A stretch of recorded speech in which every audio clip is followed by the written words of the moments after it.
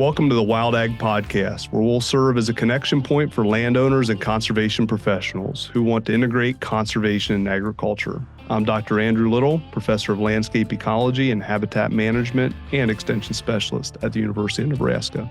And I'm Nate Pfluger, Precision Ag Coordinator for Pheasants Forever and an avid outdoorsman with friends and family in my free time. Together, we'll work to bring you perspectives from both landowners and conservation professionals for discussions on soil, water, and wildlife in ag-dominated landscapes.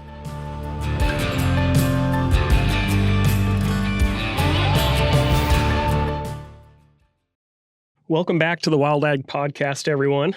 Today I'm joined by Dr. Andy Little, my co-host, and then we actually have a first for our podcast. We actually have a landowner on with us, Mr. Bob Bettger, who I'm excited to bring on and talk to just about conservation implementation across his operation. So Bob, please introduce yourself and your operation and why conservation is important to you, and we can get started. Okay. Well, thank you guys for having me. Pleasure to be here. Bob Bettger. I am a fifth-generation farmer in Fairmont, Nebraska. We are a row crop operation. Been in a partnership with two brothers since we got back out of school and service since about 1972.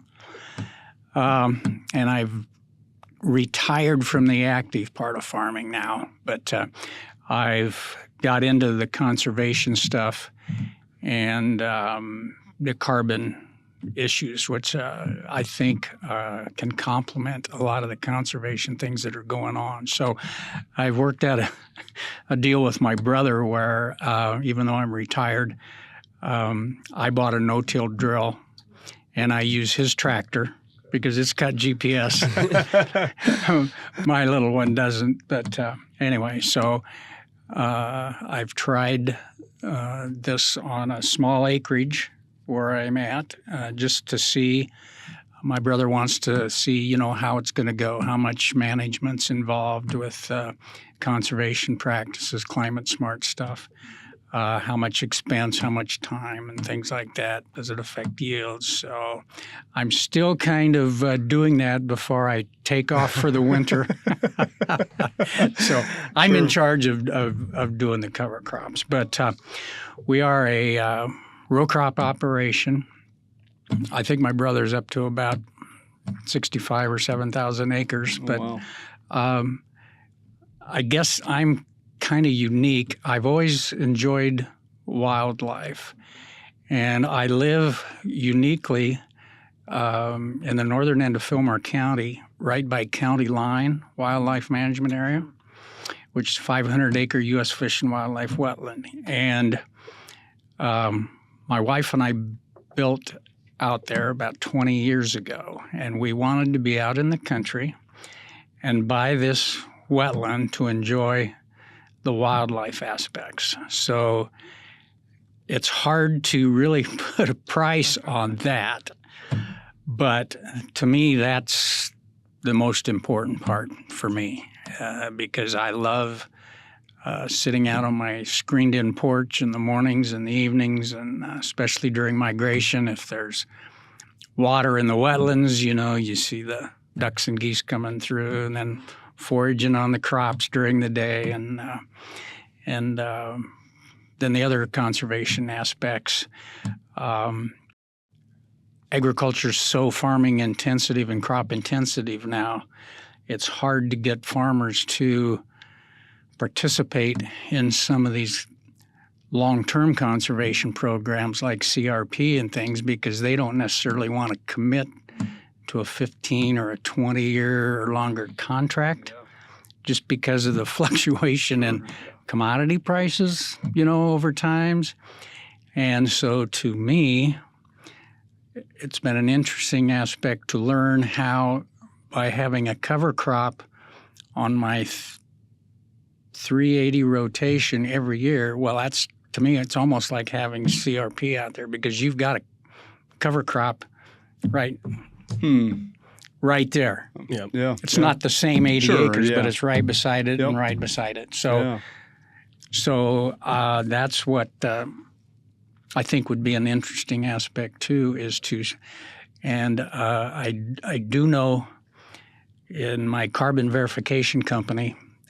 Continuum Ag over in Iowa is my supply chain carbon verification company. And I do know Iowa State's doing some studies with them to see the effects of grassland birds and rangelands of birds on fields that have cover crops. And I think they've found some somewhat positive aspects because Nate, I did the one of the plot tours a couple years ago. Yes. Yep. When you had your meeting in York. Yes, sir. And come down, and my gosh, the birds out. I mean, well, you've got the picture to prove it. Yeah. But my gosh, tons of pheasants and quail, pollinators, bees. I mean, my gosh, there's all kinds of stuff out there. So I know it's positive from that aspect of it. And that's kind of why I wanted to bring Bob on, because I would say he's on the cutting edge of bringing in all these sorts of different conservation practices, whether it's perennial or soil health related, bringing a third crop, winter wheat, back into the rotation, which we'll get into a little bit later. But yeah, he's taken advantage of some of our Pheasants Forever programs, and we've seen a lot of wildlife use in these acres, which is really exciting. To kind of back it up here, so you started farming in the 70s. How has farming changed? Because I imagine they probably weren't talking about carbon programs back then. No. And do you feel like we're headed in a good direction from a conservation standpoint? Well, it's going to be interesting. I think it could be. It's going to depend on how the programs move forward and, quite honestly, kind of what the politics are going to be like. Anytime you talk about policy and tax credits and incentives and cost share things, I mean, you've got an aspect of public perception there as well. But things have changed so much, because back then there was just traditional farming. You planted, you cultivated, you harvested, you went out and did your tillage. In the fall. I mean, you were working, doing something basically year-round. And we quit plowing probably in the 60s, but then we went to, you disc, and then you'd fall chisel and get the seed bed ready for the spring. So to me, a couple of the biggest changes that I've seen is the development of genetically modified crops. When you had the consolidation of the big pharmaceutical companies and they bought all the seed companies to put their genetics in there and sell them, well, all of a sudden, you're now into planting, spraying, and harvesting.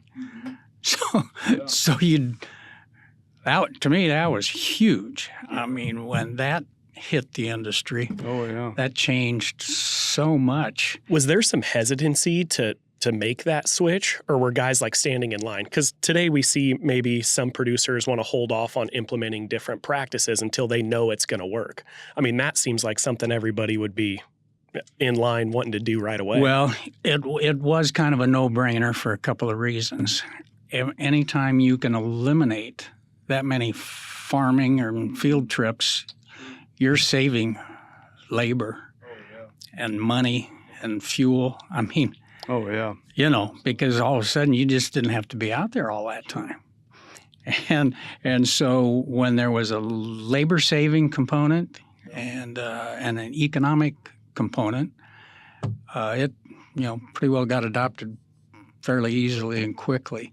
The only real issue I think ag had was, at the time, they were worried over time about herbicide resistance developing in weeds. Yeah. And so they just developed it originally for soybeans, but then they put it in corn. And so now you honestly do have herbicide-resistant weeds out there. But that was a concern and an issue. But it was so labor, relieved so much labor and time, and you didn't need all that equipment anymore, that farmers wanted it. Oh, yeah, that's a good point. So they said, I'm going to buy your GMO corn and your GMO beans. And then, of course, every field got sprayed every year, and you developed herbicide-resistant weeds now. So that's a negative of it.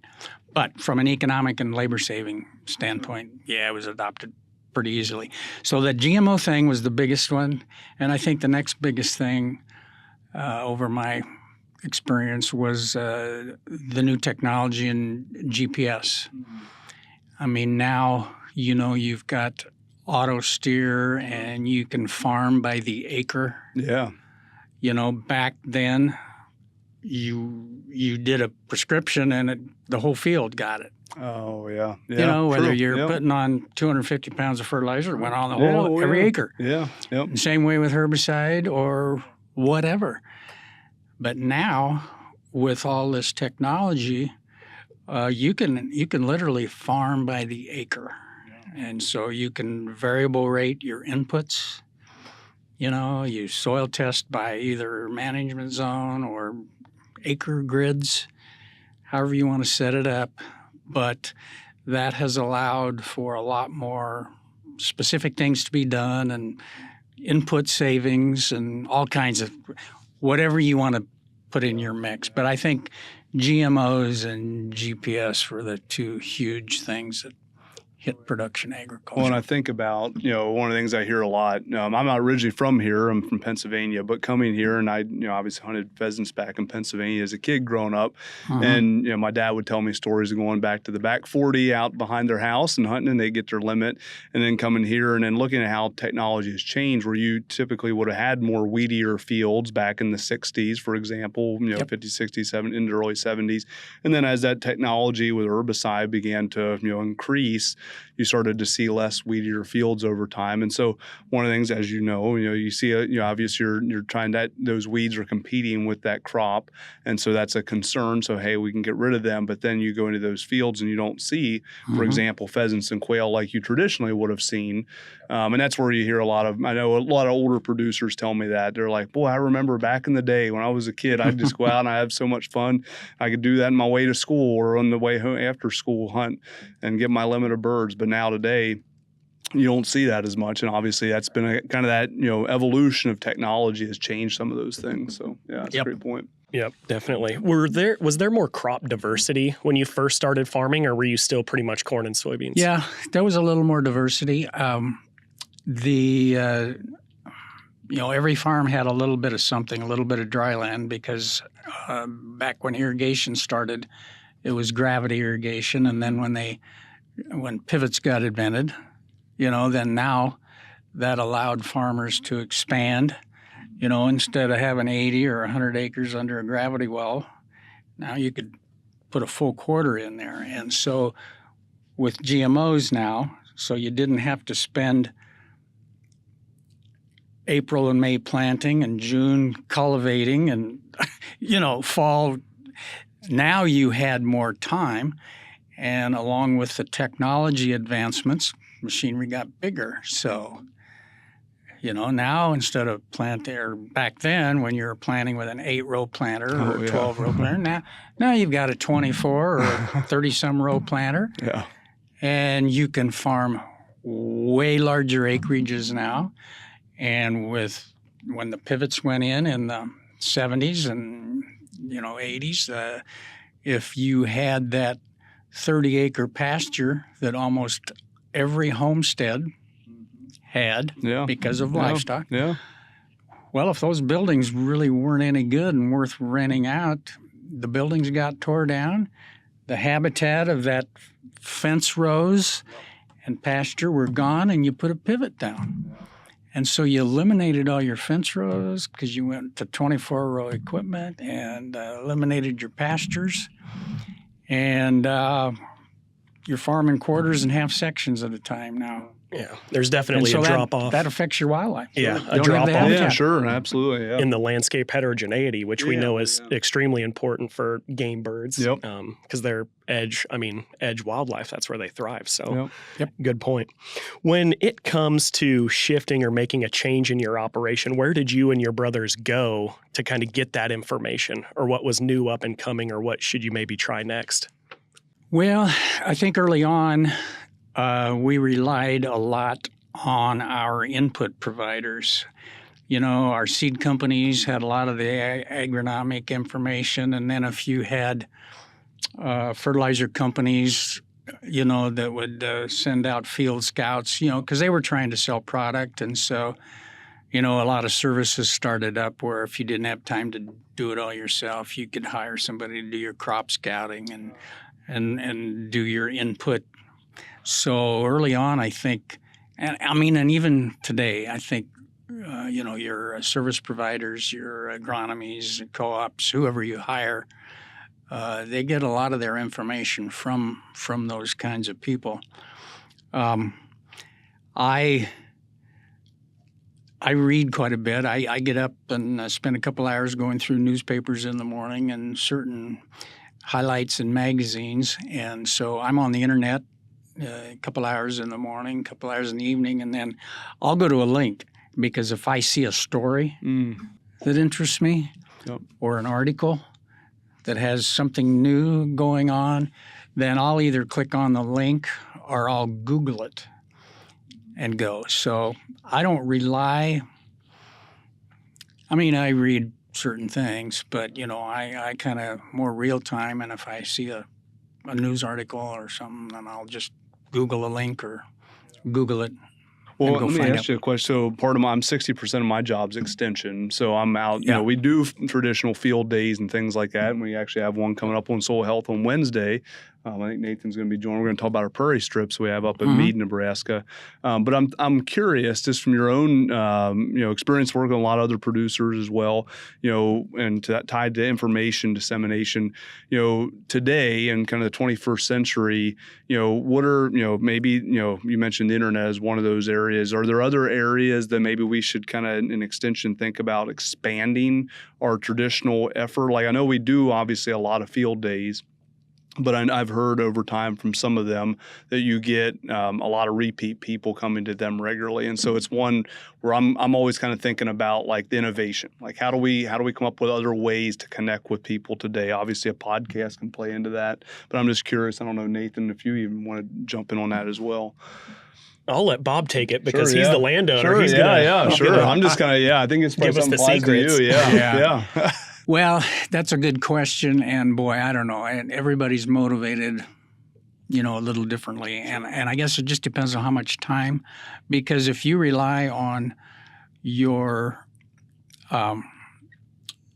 current service providers, whether it's the fertilizer company or the co-op or agronomy service, and if they have a company field day, then that's probably the first one you're going to choose. And we've had a couple of plots with the university, I think, on some soybean stuff. So we've participated, but that, and I'm not trying to denigrate or talk it down, but that would probably be, if you had time and you wanted to go to more than one, then yes. Yeah. You'd go to your extension stuff and stuff like that. And of course, Nate, your program, that was, Jenny Reese out there, the extension person is a part of your deal. And so there's a way to incorporate, like if you do something with another organization or with somebody, I think that would be beneficial for you guys too, to be a part of. That way the farmers don't think like they're doubling up. Sure, yeah. I like that idea. Yeah. Do I have time to go to 3 of these? And that's where I've found my most success, right? There's so many field days and different events that you brought up that if you're not bringing other partners or entities into that field day, I've found it very difficult to get growers there. Well, and I think your presence out at the State Fair and Husker Harvest Days. I know a lot of guys go to Husker Harvest Days, and that's a good place to go around and and gather information that you guys can be valuable. So I think you got to participate in those two for sure. That's great. Yeah, no, that's super helpful because I think, Yeah. and I think the word I keep coming back to is partnership in my mind. It's like building those partnerships because we're all busy, we can't go to, all these different things. And so one of the things I've noticed, and we did this for a totally unrelated survey, we did for some human wildlife damage stuff the other year. And it really came back from the results that really to disseminate information, we had to be present on a lot of different platforms. Well, you can't be everywhere. And so you have to kind of prioritize, pick and choose what is going to be the most efficient way to disseminate your information. And so I like that. That's a great point. Yeah, without a doubt. And that's what being out at Husker Harvest Days, we didn't really know if that was working, right? Yeah. Like, gosh, we didn't have many people stop and talk to us, but when you get one or two landowners to stop and listen to you, and then they end up putting whatever practice it is on their acres, and then they start telling your friends, that's a huge win, Absolutely. even if it's only one or two contacts. So that's a good point that I'm going to keep in mind moving forward. Yeah. So one of the things that I've been excited when working with you, Bob, is that you've actually kind of went out on a limb, I'll say, in a corn and soybean landscape and brought a third crop back into the rotation. And that does a number of things, not only from a soil health benefit, but a wildlife benefit. Can you speak on bringing why you brought a winter cereal, particularly winter wheat, back into the rotation? Yeah, it goes back to where I live. I'm right by that big wetland complex county line, and my love to have wildlife and to get the game birds and the birds. I wanted wheat because it's a good spring brood cover for pheasants and birds. And so I was willing to go ahead and, if it doesn't economically pay quite as well as corn and beans, I kind of wanted it. And so I was willing to go, and that was part. I'm in the Upper Big Blue NRD, and, about 5 years ago or so, they've got the big RCPP grant from NRCS. Yeah. Nature Conservancy, the NRD, NRCS, you guys put together this big grant because water quality is an issue out there. And so to me, that was a side benefit that the NRD can get from this if they could introduce winter wheat. Now, that grant, I think, mostly goes just for cost share for cover crops. But I actually had a meeting at my house about 15 years ago with Andy and the group because the NRD was getting close to being in a, in the early 2000s, we had dry years, and they were getting down really close to hitting their trigger allocation for irrigation allotments. And we put together, or it didn't get approved, but we put together a winter wheat proposal because Andy, along with you guys, did a study on the benefits of game birds if you're so close to either a big CRP complex or a wetland complex. And so they were going to add to the cost share if the NRD would adopt this winter wheat program. And because if you introduce a third crop of wheat, you're going to use less irrigation water. Yeah. This year, my wheat crop required zero. Wow. Zero irrigation. Wow. And you're going to put on less fertilizer than a corn crop.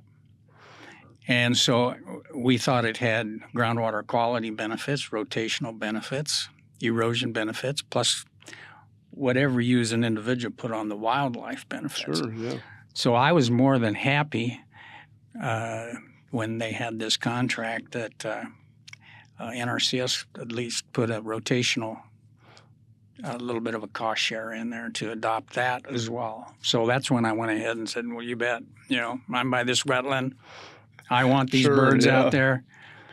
So I'm going to participate in your program and add the 3-crop rotation. Absolutely. And that's one of the projects I've been lucky enough to work on you with, because is the Nebraska Pheasants Forever. We see the benefit of that winter wheat crop from a wildlife standpoint. So we can even come in and stack on some of our dollars too to help the growers out. So it's been a really fun project to work through.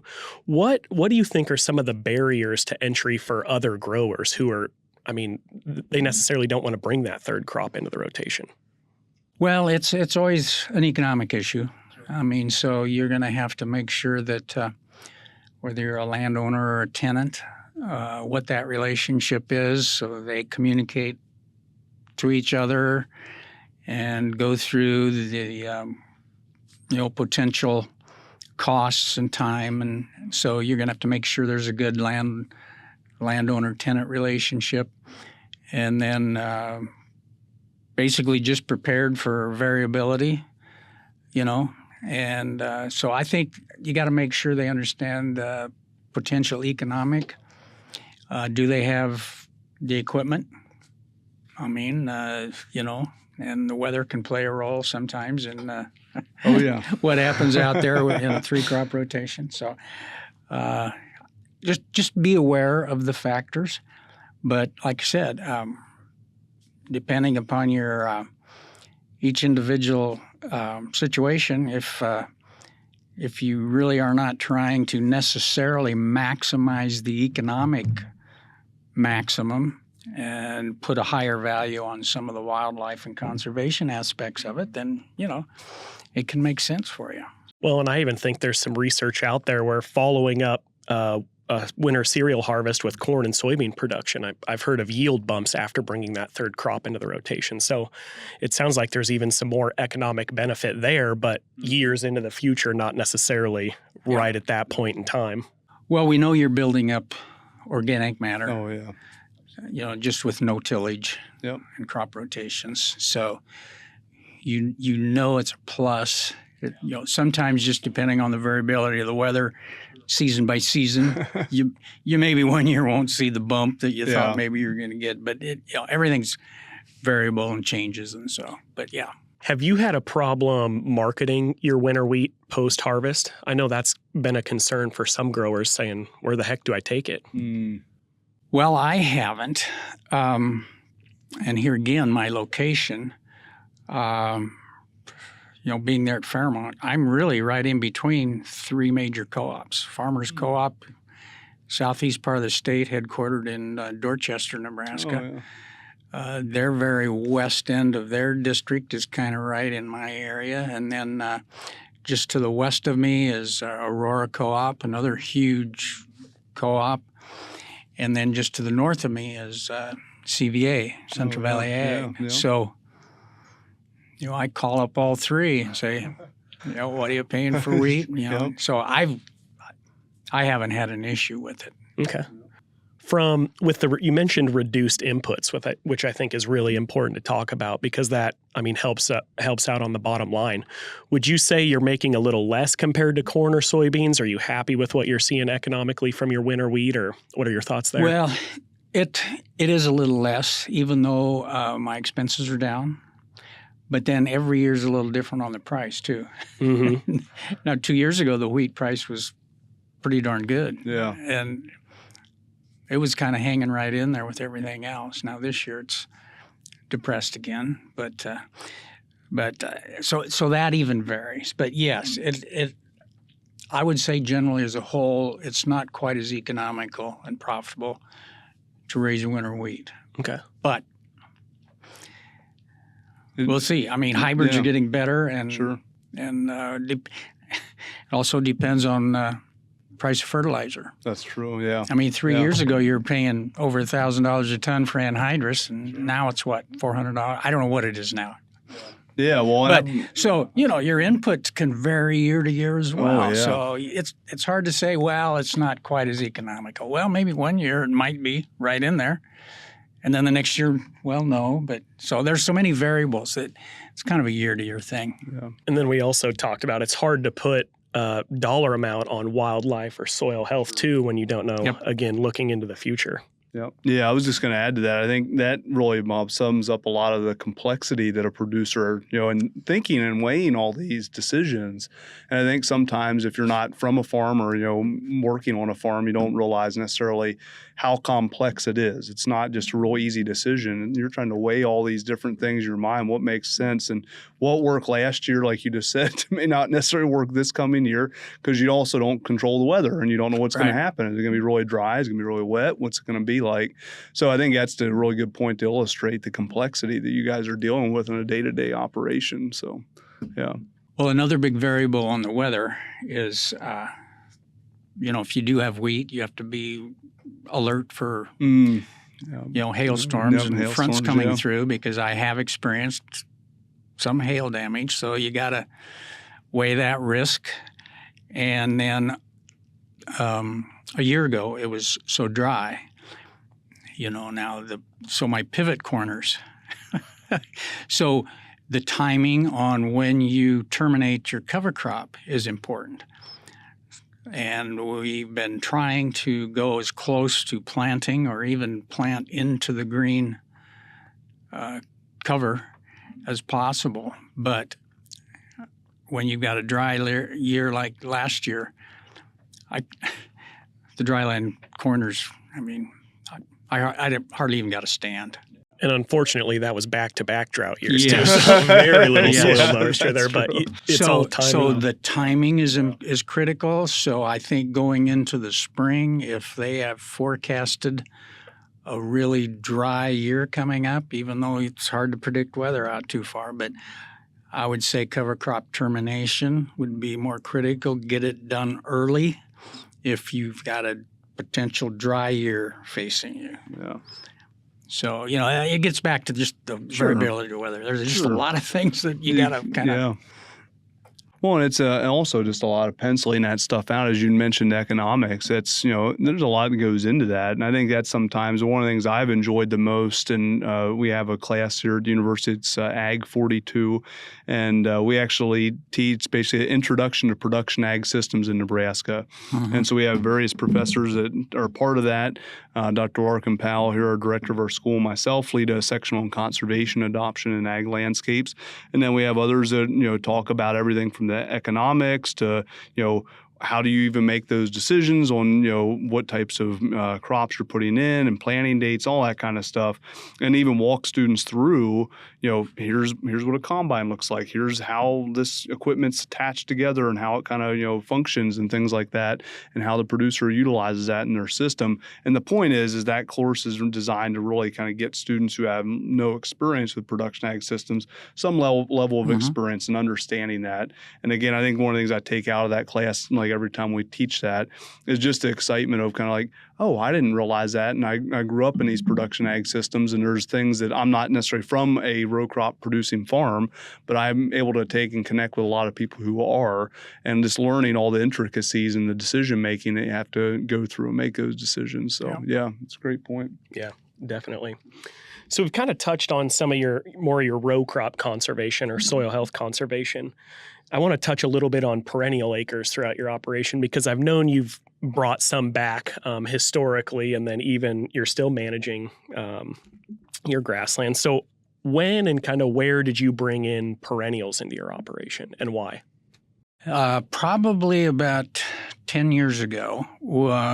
Fillmore County's fairly flat, a lot of wetlands, so we don't have a lot of acreage that is very hilly or highly erodible. But we do have one farm where I live, right across the road, that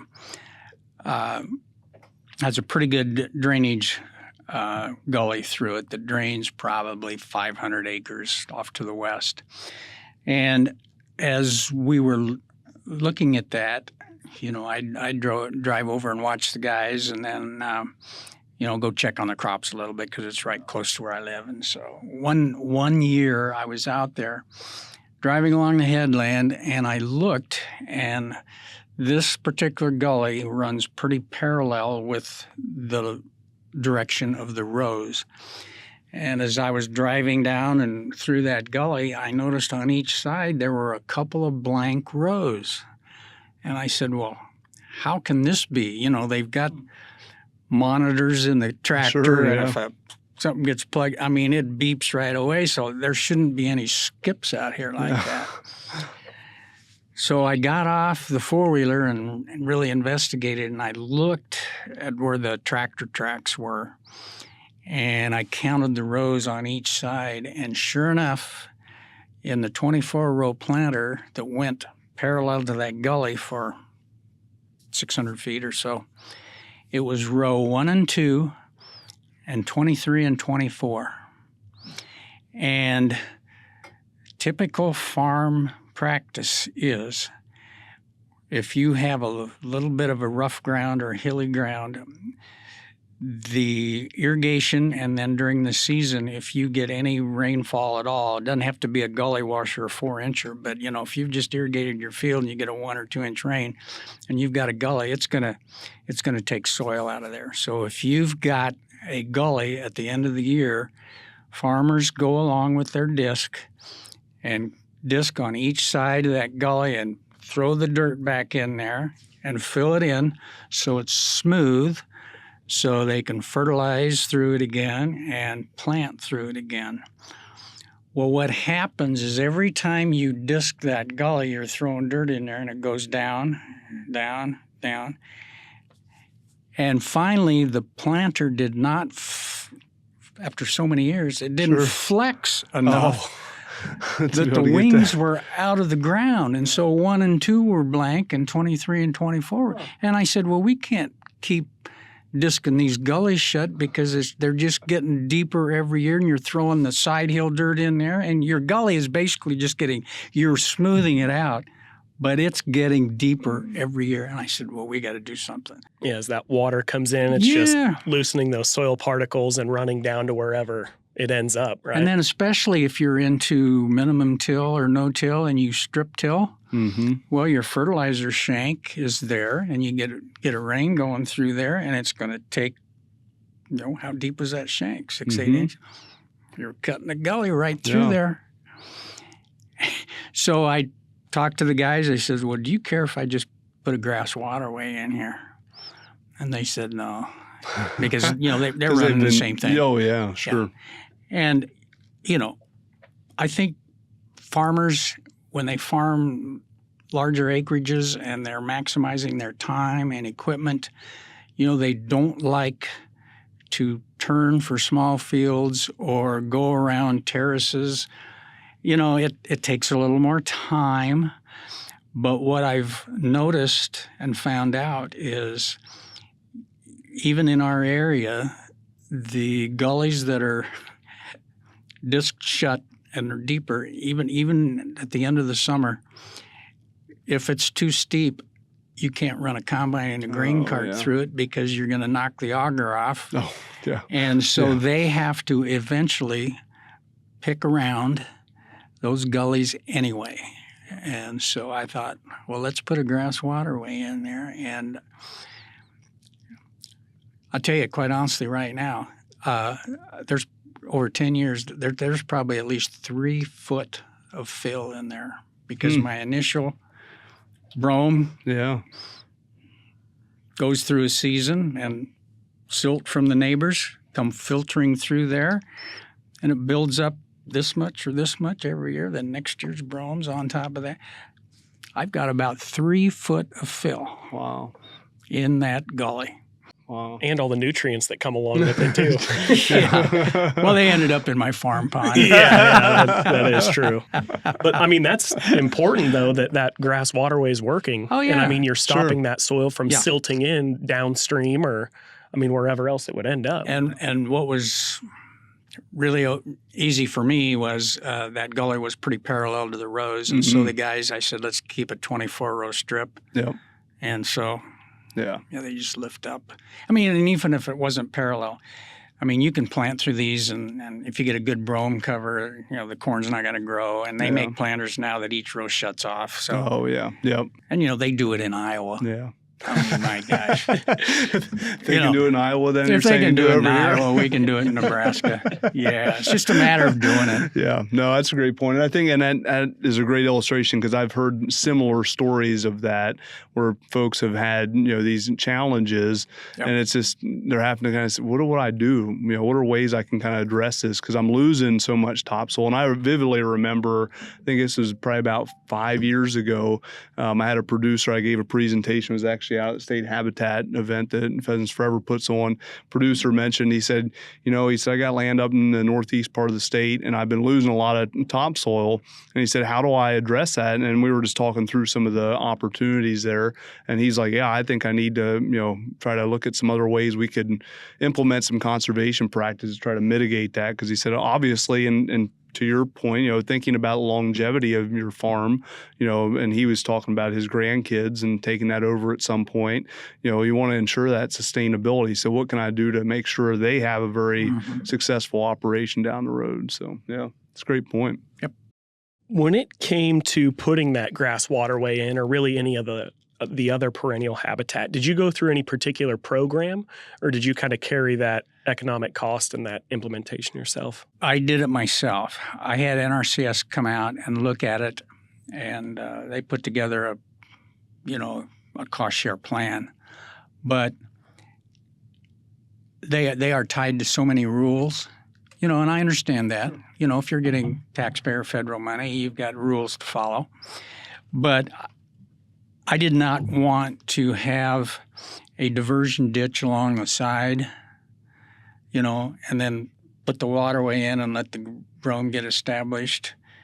And then you can get rid of your diversion ditch. And,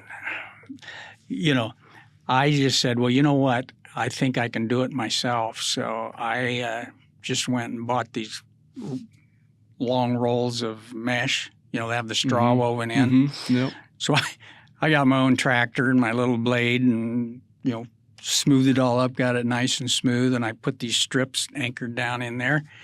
And then I got a bunch of straw bales, and about every, 100 feet, I staked straw bales across it to keep the water slowed down as it came through. And, it only took me a couple years, and I got my brome established and, without cutting a new ditch through it. Sure, yep.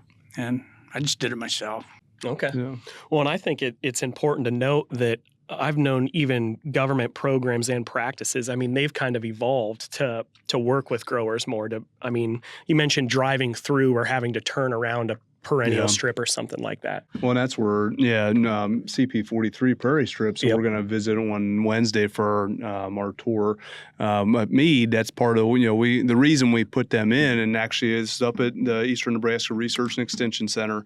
And when I was working with some of the research farm managers and individuals there, one of the concerns they had was exactly they had major gullies coming down this portion of this field. They said, how can we mitigate that moving forward? Because they would do exactly the things you were just talking about each year. And so we have these perennial vegetation strips going across there to help mitigate that. Because ultimately, as you know, perennial vegetation, that root mass is going to be so large, it's going to help slow that down as that water's coming down, and then that soil can be diverted out across there as opposed to taking it all down the hill. And so, there's great programs, which I know that's one that's, to your point, is very flexible to allow that. You can move your equipment around in those. But things have evolved quite a bit over time. So. Yeah, which is exciting to see. So it, gives that landowner a little more leeway, and hopefully they're more open to enrolling acres. Yeah, I think that's key for landowners to adopt some of these programs. Sure. Is just how flexible. Yeah. Yep. Can you be? Yep. On some of these things. Yeah. So you kind of brought up carbon a little bit. Can you touch on just kind of where you're at in the carbon market if you have acres enrolled, and I guess what your thoughts are on it? Yeah. Well, I've been interested. I follow the news and follow all the stuff. And when the Inflation Reduction Act passed Congress, I thought, wow, what's this program going to be like? And so I thought, well, as long as I'm signed up with the RCPP, with the Upper Big Blue NRD, and I'm doing these practices, I'm doing no tillage on this 240 acres and cover crops and a 3-crop rotation. I said, so that's when I hired Continuum Ag, 'cause I thought, well, maybe this crop coming off here is going to have more value. Mm-hmm. And I'm doing those conservation practices anyway. So I signed up originally with a company called SIBO. There were probably 8 to 10 different carbon companies 4 or 5 years ago. I can't name them all, but Indigo and Trutera and The list goes all on. of them. Yeah. But anyway, so I signed up with SIBO, and that was bought out last year by Bayer. Oh, okay. Yeah. But anyway, so I thought, well, let's keep track of this and see. And so that's the thing that interests me and thinks or hopes maybe that there are some potential. And to me, it would be interesting for you folks in the conservation community to maybe try to partner with whether it's an ethanol plant or a soybean crush plant, because the Inflation Reduction Act offers tax credits for the transportation industry. The trucking industry, Sure. diesel fuel, Sure. because they want green diesel fuel, Oh, yeah. Yep. low carbon, and the airline industry. The airline industry worldwide wants to lower their carbon footprint. It's not us telling them to do it. They want it. So you've had arrangements now. The major ethanol companies have already signed contracts with these airlines to buy all of the sustainable aviation fuel that they can make. And the way these companies get a tax credit is, number one, there's a tax credit to the airline companies if they buy gallons of these green fuels. So they get a credit. I forget how much it is a gallon, but they get a tax credit for actually buying it and using it.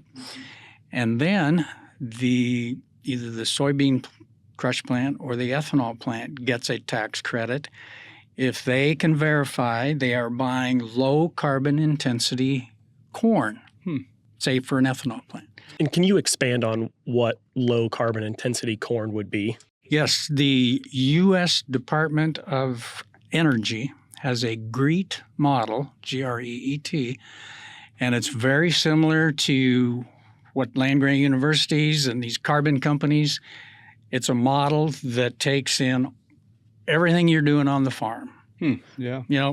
Every trip you go across uses fuel, so you keep track of everything you do on the farm.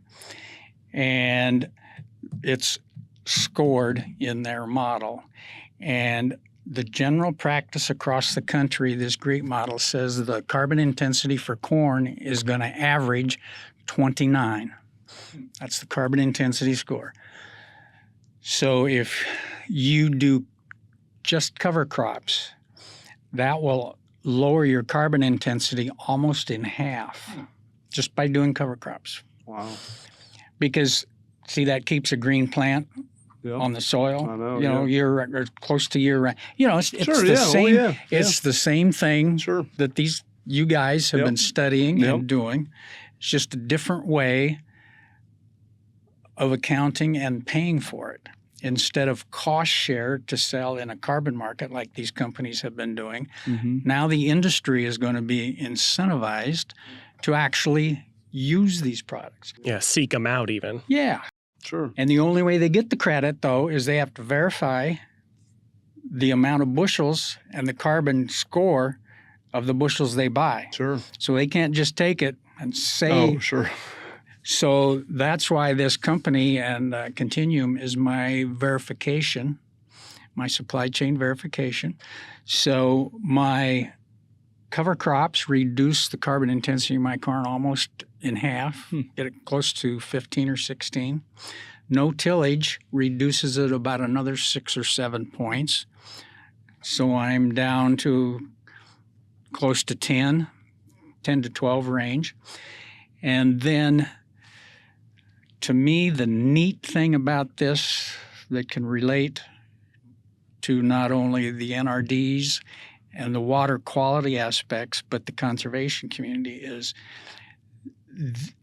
my cover crops are geared toward reduction of commercial fertilizer. So this model has in it the amount of nitrogen, CO2 thing that goes into bushels. Sure. Yeah. So instead of my 240 bushel corn that I normally put on 220 or 240 pounds of nitrogen, for every reduction in commercial fertilizer, because commercial fertilizer has a high CO2 intensity, just to For make the it. production of it, yep.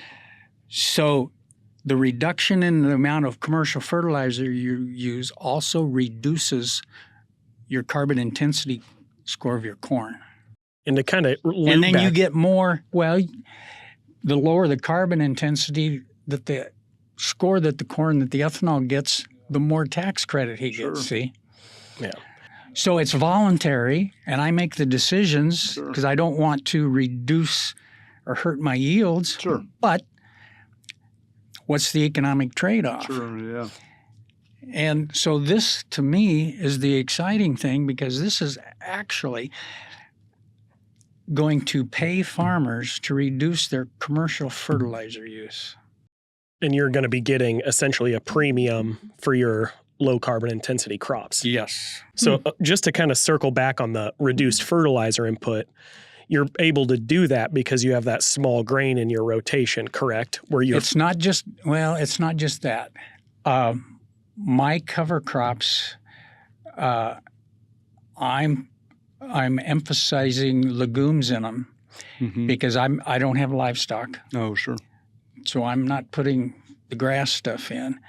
So I'm putting more legumes in my 8-crop cover crop mix so I can reduce the amount of commercial fertilizer. Yeah. in kind of See, where and it helps me by having wheat in a 3-crop rotation, because I can get these cover crops out there in July so they have time to flourish and fixate more nitrogen in the soil. So I'm coming after it from a different angle than a livestock guy, okay? I'm coming after it from this new carbon program, the Inflation Reduction Act, and how much of a bonus can I get for selling my corn to an ethanol company that's going to participate in it. Yeah. Well, and I guess I'll just add real quick, that kind of speaks to things we talk a lot about, is there's no cookie cutter approach. And to your point, you have your specific objectives that you have for your property, and everybody does. And so I think that's part of where, like, people like Nathan, for example, can be a resource to kind of help, individuals make those decisions like, hey, this is what I want to do. And you, like you said, maybe livestock is not a big need for you. Therefore, what you're going to customize is something that's not necessarily focused for livestock. But if you were somebody that had livestock, maybe you would focus it more and you incorporate more of a grass component, as you were just saying. Yeah, I like that. So it's good to kind of, and I like to talk a little bit about that, not a cookie cutter approach a lot, because it's the assumption it would make things easier, obviously, in life if we had cookie cutters for everything, wouldn't it? But that's just not reality in the world we live in, and we all, and I think that's kind of the cool thing in my opinion, for organizations like Pheasants Forever. They can provide assistance to people. So, yeah. So to me, it's an interesting thing. I mean, the conservation communities wanting these same things. No tillage, cover crops, and, And I want to give a plug again on that winter wheat. It's having that winter wheat in rotation, taking it to harvest, following it up with your legume mixture, and having that number of growing degree days that you can take advantage of that just a strict corn and soybean rotation do not allow you to grow that nitrogen credit. Right. So what sort of a nitrogen credit have you been able to use from that legume cover crop? What have you reduced your inputs by? Well, my carbon intensity score on my corn last year was 7. Wow. And some guys that utilize livestock manure can actually reduce that commercial fertilizer use down to, well, it depends on how many tons you put on, but almost 0. So there are guys that actually I know that have a negative carbon intensity score on their corn. Wow. And so now it's just, as soon as the government comes out and finalizes their rules with 45Z in the Inflation Reduction Act, how many ethanol plants are going to participate, who is, who won't, and then they'll have their individual program.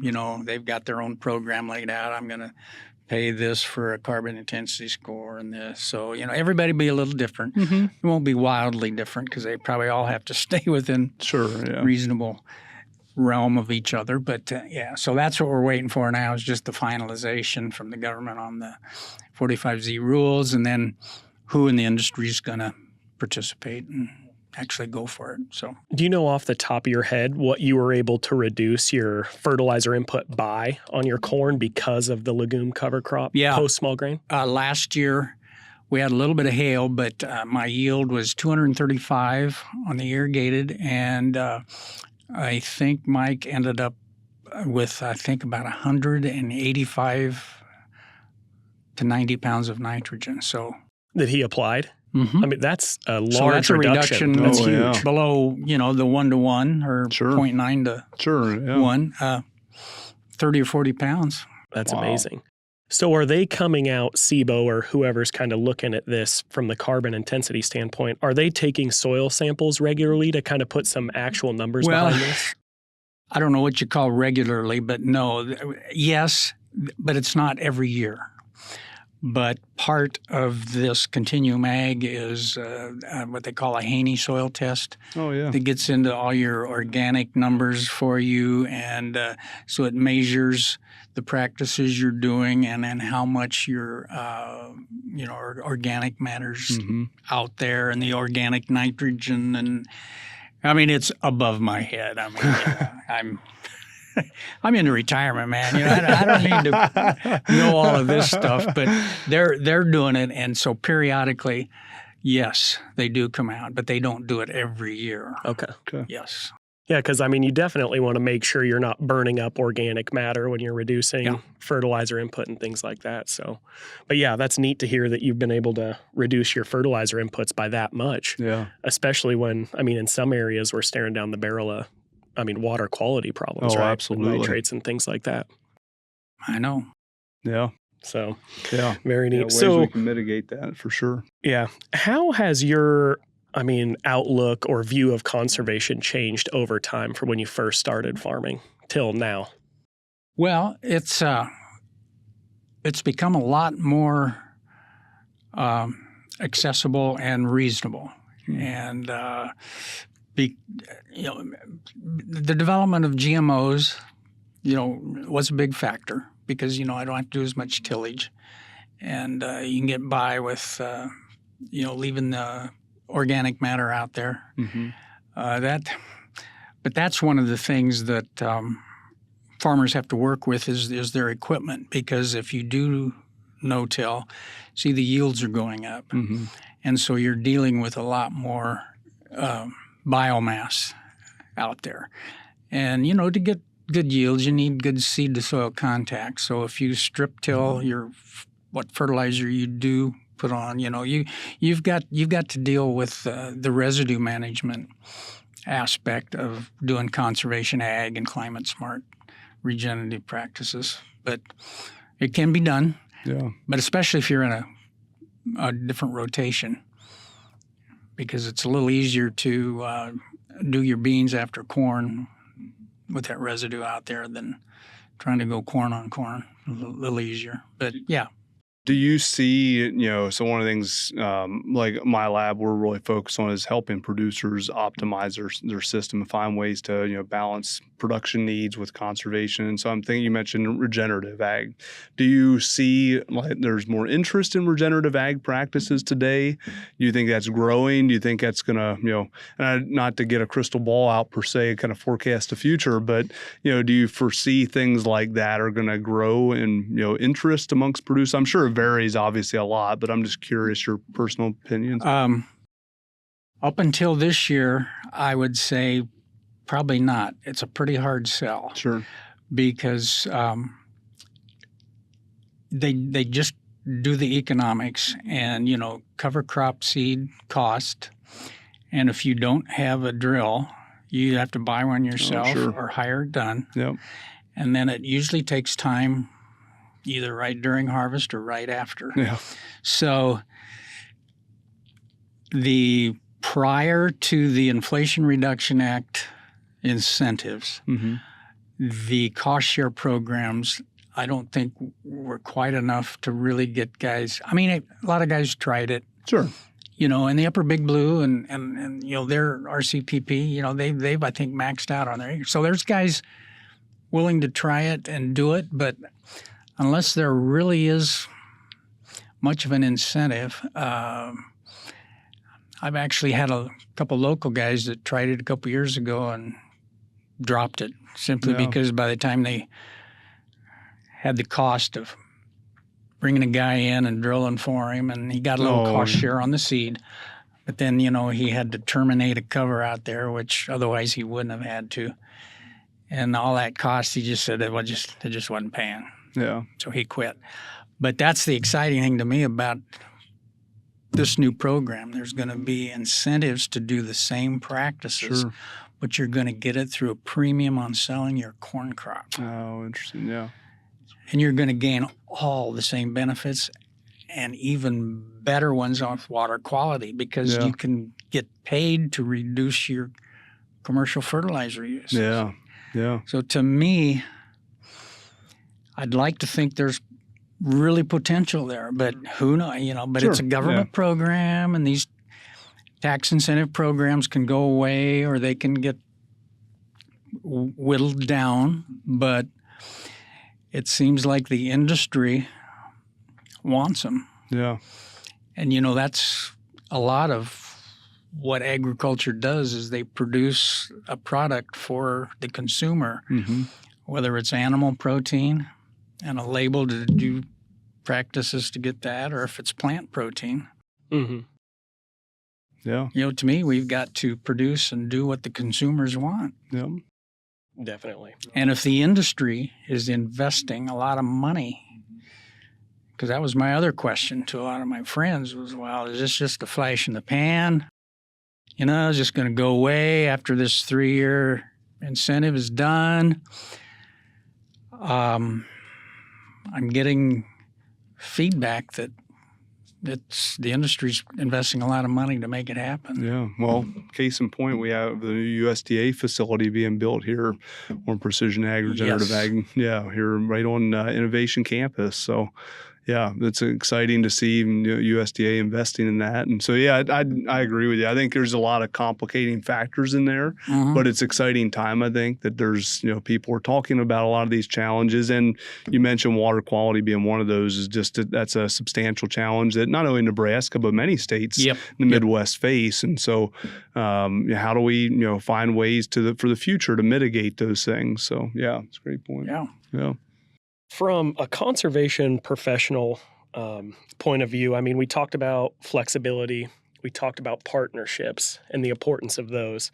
Do you have any other advice to us, and again, the conservation professional community, on how to work with growers or how to tailor our programs to get producers to get excited about them and enroll? Well, I think just keep doing what you're doing. You've got good information, but like I said, get it out to the venues where the farmers go, so they see it. So you're there to access that and do what you're doing. But here again, to me, is I think there's avenues for new partnerships now, especially with this. Sure. I mean, because some of these companies are strictly ethanol companies. But some of them, like Cargill and ADM, I mean, those companies sell ag inputs too. True. Well, I think maybe there's room for new partnerships. I mean, they get the tax credit for buying corn from farmers that do all of these conservation, climate-smart, regenerative practices that you guys are trying to push. So why wouldn't you partner with them? Yeah, good point. Yeah. No, it's a great point. Yeah. No, yeah. Yeah, partnerships I continue to go back to that. I think it's such a key thing. And I'm curious, so one of the things we did a survey, 2 years ago, and we've had it sent out to 7,500 producers and landowners across the state. And one of the questions that we had asked, this is part of a precision ag survey we did, and we, as a part of that conversation, we wanted to look at how many people were, renting or leasing land versus the ones who owned the land or owned and operated that land. One of the questions or things I hear a lot, and I have a colleague over at Purdue, at Dr. Linda Prokope, that works in that realm of human dimensions, and so she's talked a lot about some of her really interesting human dimensions work of kind of, you have producers that are really maybe interested in some of these practices, and then you have people that are who basically operate that land, but then you have others that are just renting that land out. And so the question then you get is, how do you kind of address some of those challenges? Because I can't remember what the statistic is, like over 40% of the lands that are in Nebraska are leased out. And so that obviously adds a little complicating factor.